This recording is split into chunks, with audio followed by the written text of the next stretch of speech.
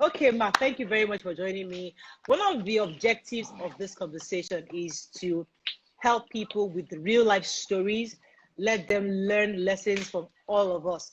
Mm, So I'd like us to start first with your background because um, you are definitely I mean I think I'm not even sure I mentioned the fact that you're the daughter of one of the most prominent businessmen in Nigeria, Chief Samuel mm, Adedoyin.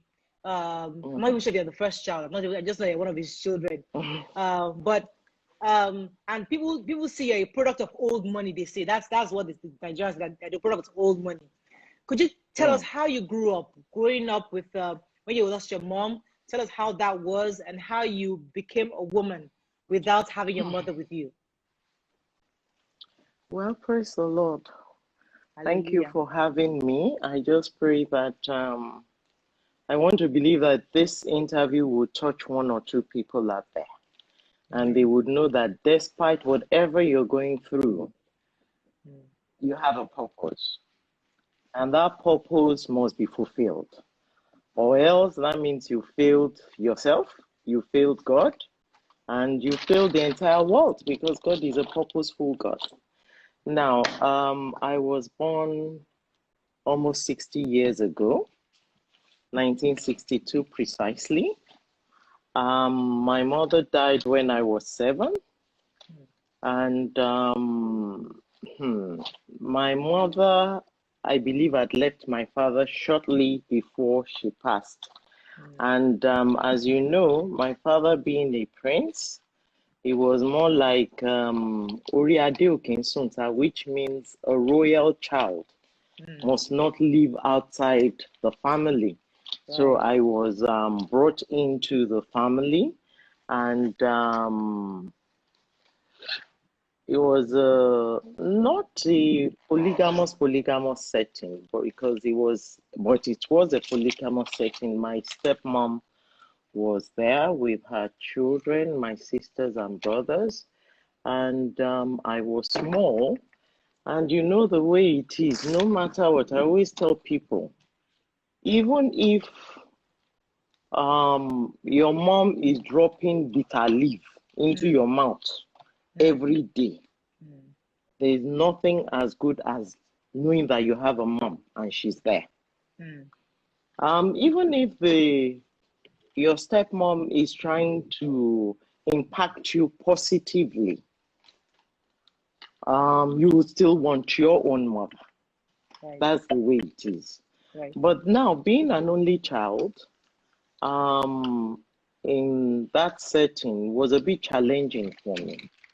And I won't say I was a very quiet child. I'm one that, how do I put it? Very active and always looking for one thing or the other. I won't call myself troublesome, but always looking for one thing or the other. So it Mm. was exactly not Yeah. easy. Let me put it Mm. that way. But well, I had my Did you have siblings, older my ones father. or younger ones? Oh, yes, I did. My sissy me is I believe 2 years and a half older, and then myself and Funke were months apart. Mm. So we're like twins, always at each Mm. other's throats. Mm. Where she's, I believe she's June, I was November. Wow. So we were always at each other's throat. And then my father, being a very strict man, Mm. and when I say strict, he's not the one that spares the rod, though. I Yeah. mean, our own is not even any little thing. You have to stood down. So if Right. you look at all my siblings, all our fingers are bent from Wow. stooling down. Yes, every one Wow. of us. He never Wow. spared anybody. Wow. And he was one that, but for some reason, I think I got, in a way, got a lot of attention Mm. for him because I think he believed he needed to pay extra attention to me. To you. He would insist that I cook his food. He would insist that I do so many things in the house. Okay. And initially it was fun, but growing up and seeing that the others are not really being picked on the way you're being picked on gave me a lot of concern. And honestly, instead of it being helpful, um, I just started rebelling gradually and slowly. Not to the, I won't say um, very to the extreme, no. Right. In Right. fact, it would have beaten the living daylight out of me if I went to the extreme anyway. But were So, there but issues at of least, jealousy, envy? You know, there's no how in a polygamous family when you are with people that are not your biological siblings. There's always that issue. I had that growing up. There's always that.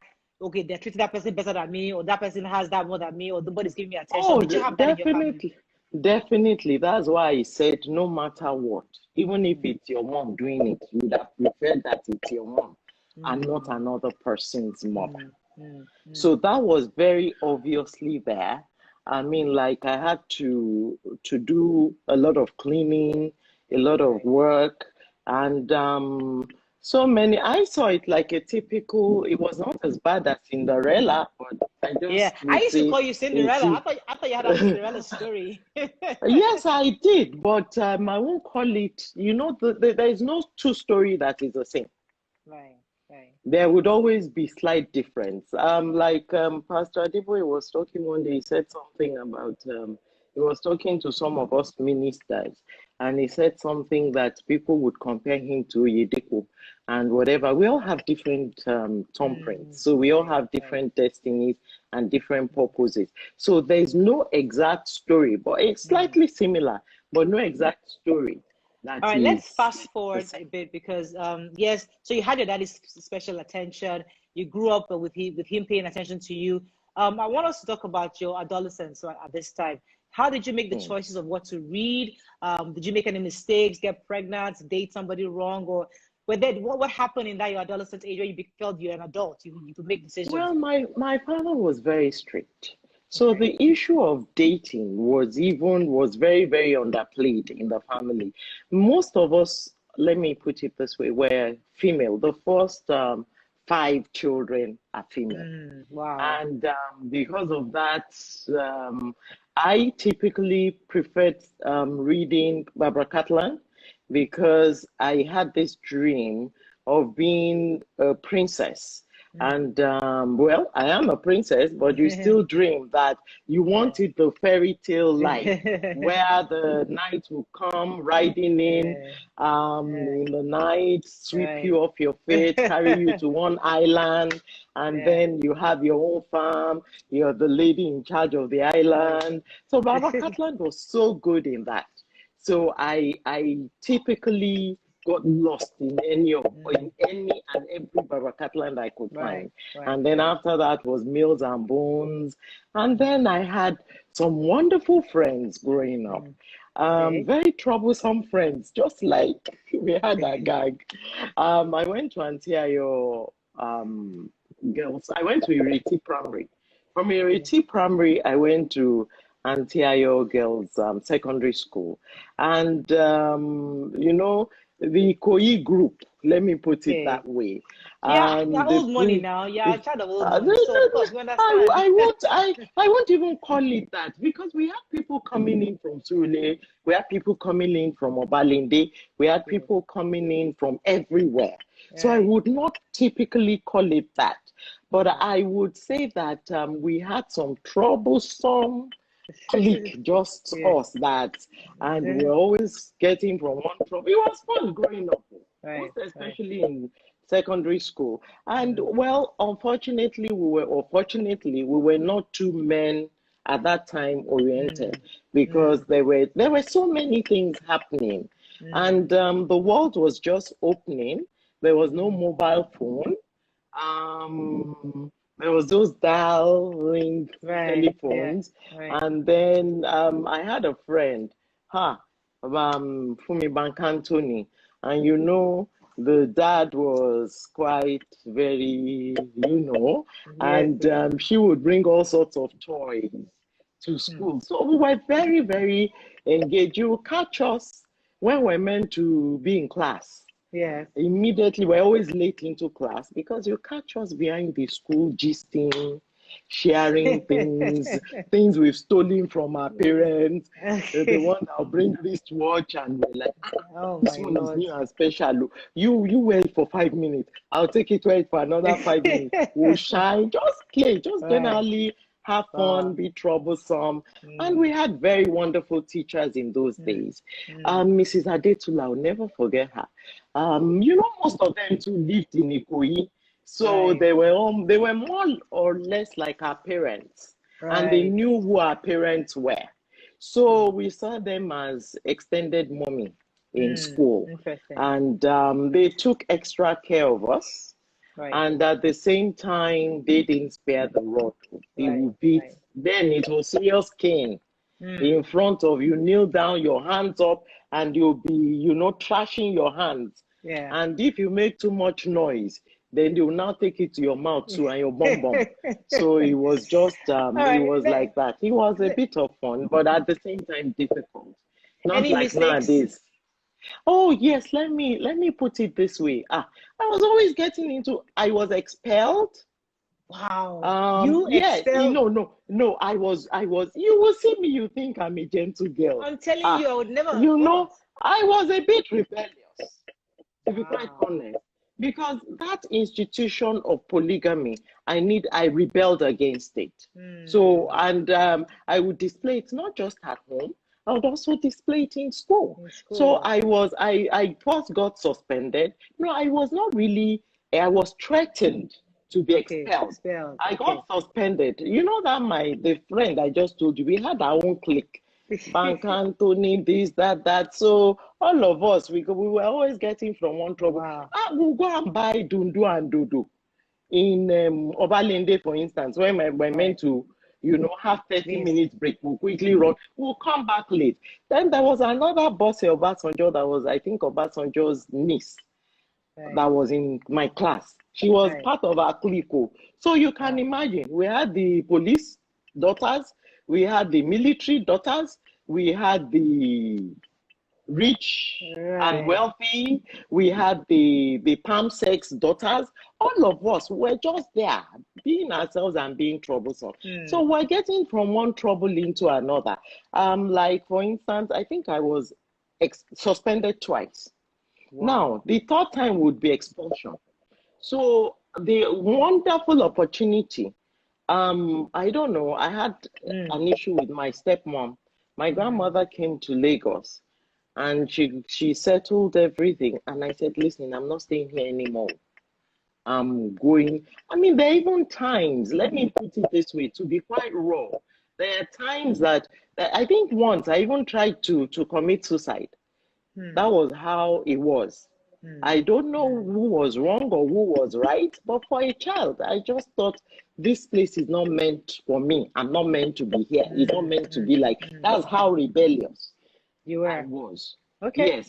So after the first and second suspension, and I knew the next one would be expelled. So I just decided, okay, my granny is here. I'm going back with her to Kwara State. I'm going to live with her. And my father tried everything to convince me. They don't have light, oh, they don't have water, they don't have this. Fortunately, it was about that time that they took Mm. electricity to our Mm. town.